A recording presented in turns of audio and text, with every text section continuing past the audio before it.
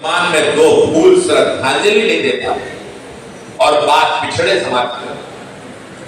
साथियों, मैं अखिलेश यादव से पूछना चाहता हूं, ये समाजवादी पार्टी की सरकार थी, गिरीश यादव जी ने भी नौकरियों का विषय बताया, हमारे पूर्व जिलाध्यक्ष ने बताया कि कैसे रेट चलता था, अटैची चलती थी। ये उत्तर प्रदेश में इस पूरी बेल्ट में अपराध ऐसे ही होता था।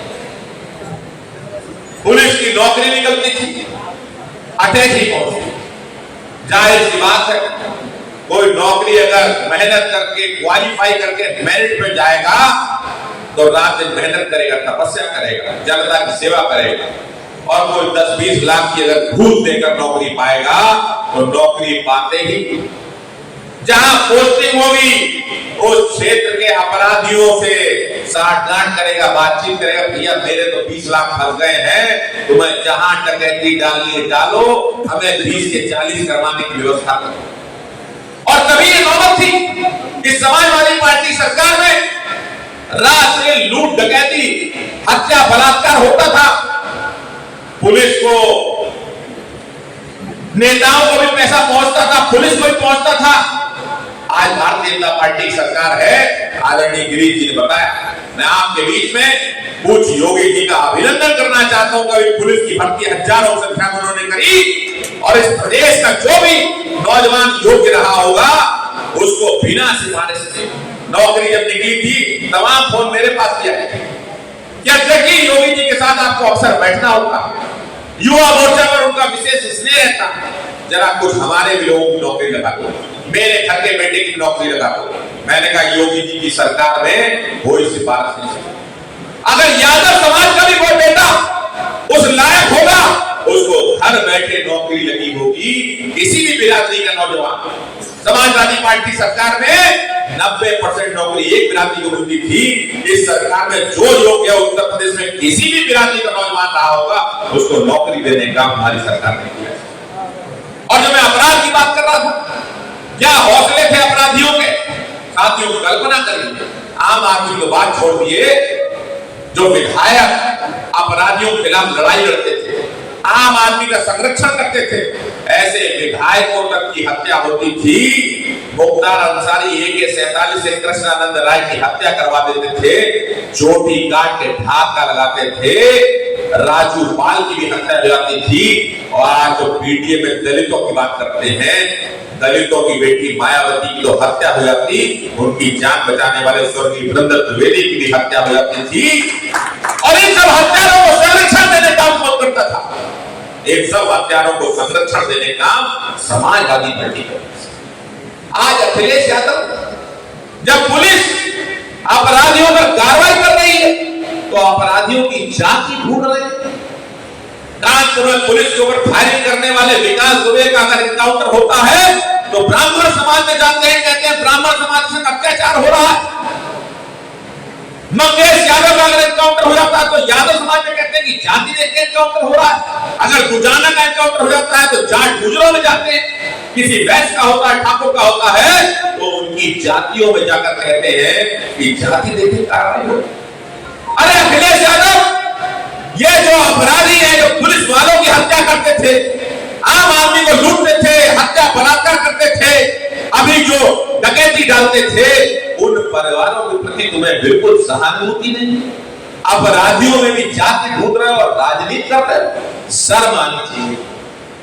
आज उत्तर प्रदेश का नौजवान पूरे देश में कहीं जाता है, उससे कोई पूछता है तो तुम्हारी सरकार ने जब कोई पूछता था तो कहते थे उत्तर प्रदेश से आए। सामने वाला मजाक होता, प्रदेश के नागरिक का सर झुक जाता। अपराध का प्रदेश, गुंडागर्दी का प्रदेश, हत्या बलात्कार का प्रदेश, कोई उद्योगपति आना नहीं चाहता, सारे पढ़े लिखे लोग पलायन करना चाहते हैं। आज पूरे देश में, प्रदेश में कोई नौजवान अगर चला जाए तुरंत प्रशंसा करते हैं, अच्छा योगी जी के नेतृत्व में उत्तर प्रदेश में रह रहे हो, पूरे देश के सामने अपराध मुक्त कोई प्रदेश बनाए तो उत्तर प्रदेश का। तमाम सारे उदाहरण, सारे उद्योगपति वापस आ रहे हैं। और अखिलेश यादव अपराधियों में जाति ढूंढ रहे हैं। साथियों, मैं कहना चाहता हूं, अभी लोकसभा में अखिलेश यादव पीटीए की बहुत बात करते हैं, जात बिरादरी की बात करते हैं। हमारे अनुराग ठाकुर जी ने राहुल गांधी के बारे में पूछ लिया कि जो जाति जनगणना चाहते हैं, पिछड़ों की बात करना चाहते हैं, संविधान खतरे में कहना चाहते हैं, उनकी जाति क्या जरा बता दो। आपने देखा होगा संसद में अखिलेश यादव बिलबिला गए, जाति कैसे पूछ ली तुमने, ऐसा कैसे कर दिया। अरे कौन सा पाप कर दिया भैया?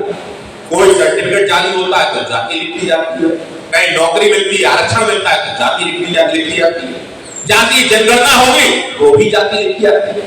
और राहुल गांधी की जाति पूछ ली तो तुम्हारे पेट में दर्द क्यों हुआ? दर्द इसलिए हुआ जब गिरीश यादव पिछड़े समाज के हक की बात करते हैं तो बात समझ में आती है, क्योंकि उस समाज में उन्होंने जन्म लिया, उनका पिछड़ापन उन्होंने देखा।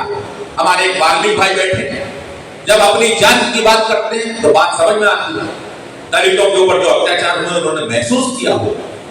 लेकिन राहुल गांधी जब पीटीए की बात करते हैं, पिछड़े दलितों अल्पसंख्यक की बात करते हैं, तो जरा खुलकर तो आए, क्योंकि देश की जनता समझ नहीं पा रही है कि फिरोज खान का पोता और सोनिया एंटोनियो माइनो का जो बेटा है उसकी बिरादरी कौन सी है, खुलकर सामने आना चाहिए।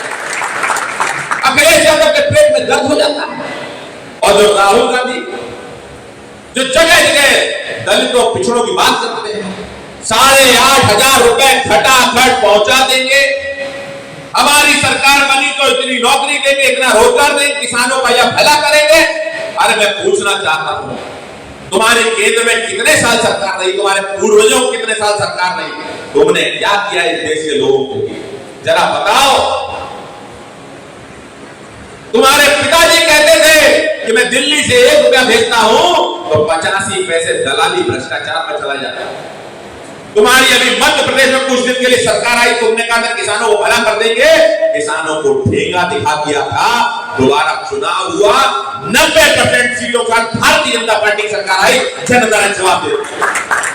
8,500 की बात करते हो, जिन राज्यों में तुम्हारी अपनी सरकार है, अरे 8,500 का आधा 4250 होता है, केंद्र सरकार का अंश छोड़ दो, वो 4250 ही देना शुरू कर दो। धोखा में करते हो, संविधान आरक्षण की बात करते हो, संविधान का गला तुमने जिंदगी